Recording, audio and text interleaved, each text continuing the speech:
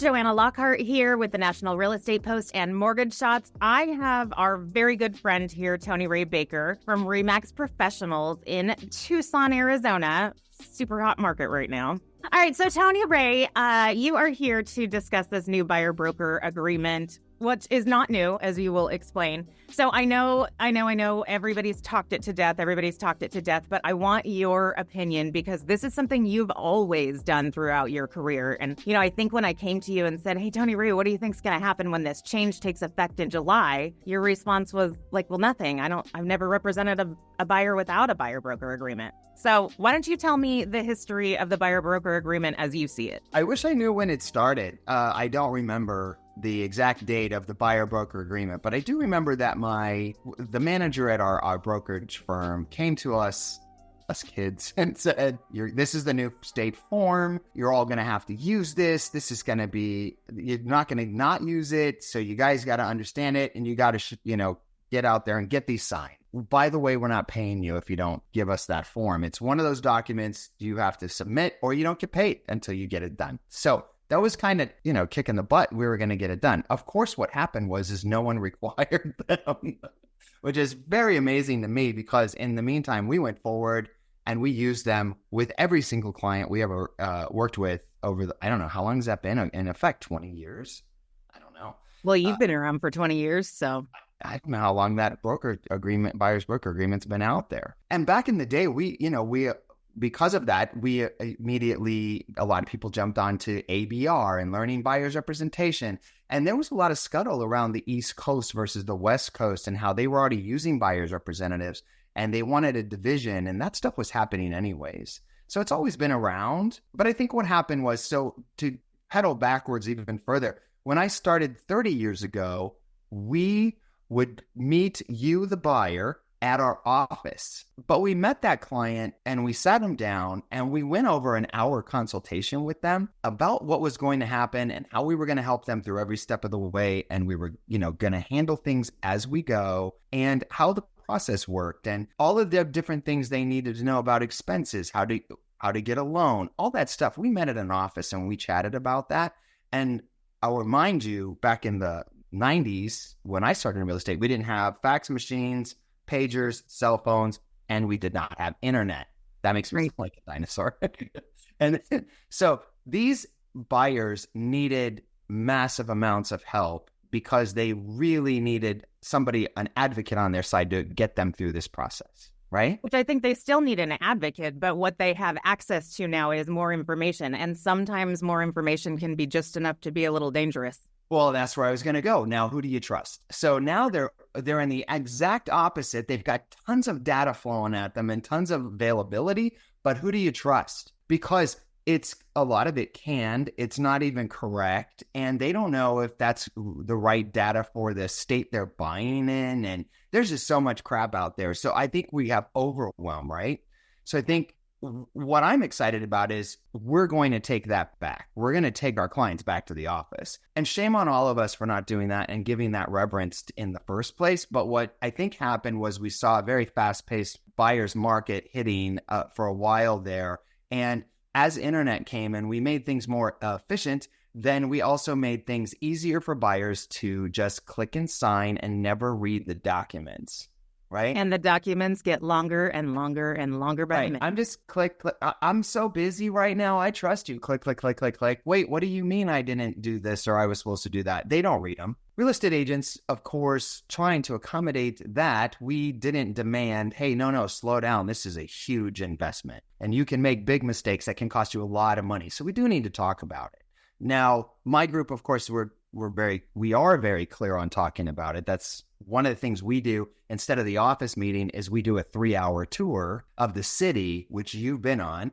And we do that tour because 1, we want them to see the city, but 2, that's 3 hours of consultation time when they arrive. So we've been doing that. What an exciting way to do it. Right? Not in the office, very casual. And we go over these things with them. So we're going to take it back to the office, or since we do a ton of relocation, we work with a lot of agents around the United States who refer their clients to us. So that's a different client. And so we're going to have the same reverence of that meeting in a Zoom meeting and get them through the process. And then I'm working on a whole bunch of different things to, that will show value. So any buyer's agent that works on our team will be able to show value and why that buyer's broker is offered and why they should demand that we sign it. Buyers should have been demanding that we sign this document. You've been doing that. You've been using buyer broker agreements for 30 years. What, if any, pushback have you seen from buyers?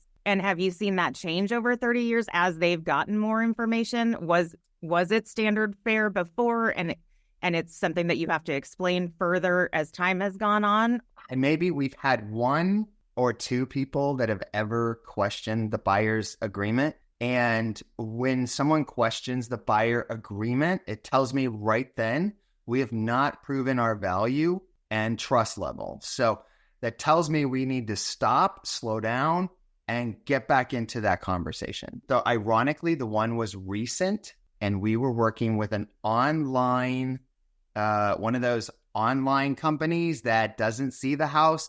They were actually one of those online companies that just were sued for a lot of money, or if somebody found them guilty because they were taking all the seller's money. Well, they put a house on the market and they offered a commission that was not the same as the agreement we had signed with the buyer. So when we went to, of course, the buyer liked the house, wanted to write an offer, and Darren said, hey, we have an agreement for this price for the professional fees that we charge, and this is what we get paid. And you agreed to that. And that is not the same as the offered brokerage fee.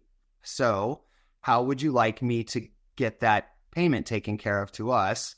Would you like me to negotiate that in your costs, or do you want to pay that up front? He gave our client options. Now, the interesting thing is that the client's sister was there, and she was trying to protect her client at all costs, or her sister at all costs. And she thought she was doing a good job at that, but she was it was quite crazy through the entire process because sometimes she wasn't helping her. And she started screaming at Darren that you should cover this and you should discount and blah, blah, blah, blah, blah. And Darren just looked at her and said point blank, look, this is my fee. This is not what I make. This is what we charge. Sure. I have business expenses and I am worth every penny of this, and I'm negotiating on your behalf. So do you want to keep me hired or not? And if you don't, let's find you somebody that'll work that maybe doesn't have experience, and I'll, get you through this process. And the buyer sister looked at the other one and just ixnayed her, said, shut up. I only want him representing me. You figure out, I don't care what it is, I want you paid. So Darren negotiated the rest of the professional brokerage fee into the costs and got an accepted offer from that company, by the way. Interesting. So that is actually one of my fears on these buyer broker agreements is, when people are shopping online and they go to one of those websites and they click the button that says, I want more information, and that lead then gets farmed out to a realtor who's signed up in their system, right? I wonder if the terms and conditions that you accept by clicking that button, yes, I want more information, is now going to, or it will morph into a buyer broker agreement that's signed right then and there. Well, shame on any state if they allow that, because that would not be a true buyer's broker agreement. I've seen a few from different states, and they are long and they are very clear on agency and all different, things that are very important to a buyer and the fiduciary that their agent offers them. So if the state allows that, that would be just crazy to me. And I'm not saying that can't happen, but reality is there are so many other great properties out there, and this is a great reason to have a discussion. And maybe we take down these awful fintech companies that are trying to destroy our industry. Just remember that as a seller's agent, any agent that's watching this right now, if they've gone to a listing appointment, they took a pamphlet, a trifold, a pretty book, a binder full of stuff nobody wants to read. We've taken presentation materials, right? Sure. And we've gone there knowing we might be in competition with 1, 2, or 3 other agents. and we've gone there prepared with information. We've done our homework. We know how much that house is worth, what the range is, how to market it, what we're going to offer, how we're different from everybody else. We really treat a listing appointment with respect and reverence. We really go in because we're competing. We don't do that with buyers. What happened? Sure. Why aren't we presenting them with that same trifold, a book, a binder? Why aren't we presenting them with all of the things we're going to do and all the processes and explaining to them why aren't we doing this? I mean, seriously, we're in competition. If they're not signing your buyer's broker, there's another agent in the top of their mind. Of course. Well, maybe I should hire Susie. She got her license yesterday and she was washing my hair and told me she's a great agent. So, Tony Ray, what are we going to do with these VA borrowers? Where do you see that landing? Well, so remember, the new rules are not that that the seller is they can't restrict the seller from paying brokerage fees. No, That's what's the constitutional right of the seller. What's restricted, though, is that the VA borrower cannot pay the agent commission. Correct. But also what is restricted, they can't show the brokerage fee in the MLS. Right. Still exists. We're just going to negotiate it a different way from the beginning. If you're going to offer VA as a listing agent, you're going to have had that conversation with the seller, right? First of all, every great listing agent out there, and I know a lot of really good listing agents, they already have had these conversations every time with the seller. Here's how they get paid. Here's how the buyer's agent gets paid. Here's these things that the buyer's agent does that benefits the buyer and you. So why would anything be different? All you're doing is having the same conversation. Now, in the listing contract for the state of Arizona, our listing contract has for a very, very long time shown the professional fee offered to the listing broker and the professional fee offered to the buyer's broker, and it's always been in there. What's different? I guess my concern with it is that it's already hard for a VA borrower to get into a property. It's already harder, and it always has been. And so now if we are shrinking that pool of homes in any way by sellers, ill-advised as it may be, not offering any commission, I mean, it just takes more properties off the market for our poor VA borrowers. I know. I will tell you that they need to go backwards, and this is not an issue of buyer's agency. It never has been. VA and FHA are struggling. If you look at the stats, recently I was looking at 70%, according to NAR stats, over 70% of the homes were purchased by conventional now. Cash is still right around 30%, but this is not agency, and this is bureaucracy, and I'll tell you why. For example, these rules around appraisal, they are harming the first-time home buyers and the veterans. So whoever wrote these rules did not understand the harm that would end to the up in the end, right? I have an FHA buyer. They want to write an offer on a property. I represent the seller. FHA appraiser comes out. She's with a really bad lending company. So she's the worst of the worst because she can't get a job in the good appraisal management companies. She's not allowed in those AMCs, so she's with the crappiest lending company you can find, and the buyer chose them because Susie washed her hair yesterday. So now Susie, the mortgage person, gets the loan. Well, as soon as that appraisal comes through, that appraiser didn't do their job, right? They didn't look at the comps. They didn't call the real estate agents. They didn't verify the features. I just had this happen and gave an appraisal $30,000 less than the actual price that it should have been given. Okay, FHA says you have to attach that appraisal now to the seller's property, harming the seller. Yes. And you can dispute it. We asked the appraiser to look at the upgrades, the 70,000 in upgrades, and we asked the appraiser to look at the comps and call the agents who just sold the other houses down the street just like it for more. Sure. The appraiser refused to do anything, left it sitting. She was going on vacation. She didn't have time. So she left us with a bad appraisal, screwed the seller. Now, no FHA buyer can buy that house because that seller is not coming down $30,000. So shame on FHA and all of these rules, because these are not agency issues. These are bureaucracy issues. These are made by a bunch of people smoking cigars, drinking bourbon, who don't know anything about selling real estate and what that buyer goes through. I'm glad it came out of your mouth because I couldn't have spit it out so coherently, but that is exactly what I think too. That's what's going on. And so your FHA VA buyers, I don't see hope for them for a very long time, because unless somebody in that arena figures out how much they've harmed everyone, they've harmed the sellers. As far as I'm concerned, the sellers should have the right to sue them over this. That's what they should have, because this is crap. And these first-time home buyers, they can't afford to go round two. They just blew $1,000, $1,500 on appraisals and inspections that they're getting charged for, and they lose their house. This is nuts.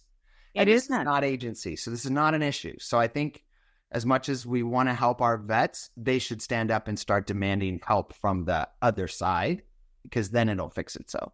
Agreed. They're going to have to change something with this rule, just like Fannie and Freddie have come in and changed their seller concession rules. So the next thing I wanted to ask you, or the last question I really had, is do you think there will be a change in the way that agents hold open houses or are interacting with potential borrowers that come in unrepresented who have not already signed a buyer broker agreement? Does that change the way that you're going to have to deal with those potential buyers? Okay, so be very clear on this. You are, as an agent, as an agent doing an open house, you are required to tell that buyer walking in the door that you represent the seller.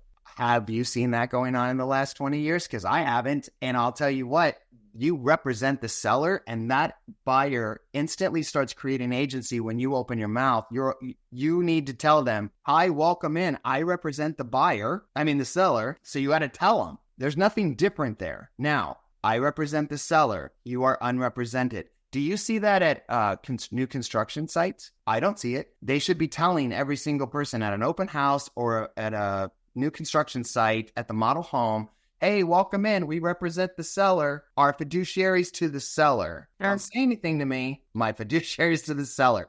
Go check out the house, right?